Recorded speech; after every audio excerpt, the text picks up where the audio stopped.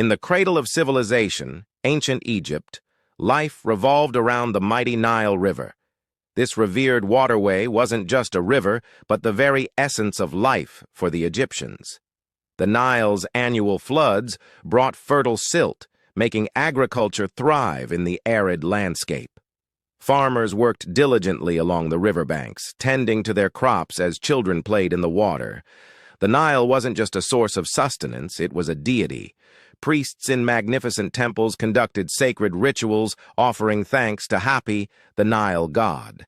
As the waters receded, they left behind fertile soil, enabling the grandeur of Egypt's monuments. The pyramids, colossal testaments to human ingenuity, stood tall.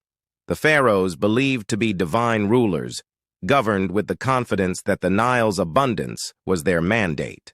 Trade routes thrived as boats sailed along the river, connecting cities and people. The Nile's gift wasn't just sustenance, it was unity. For millennia, the Nile remained the lifeblood of Egypt, nurturing the land, empowering its leaders, and shaping a civilization that still echoes through history.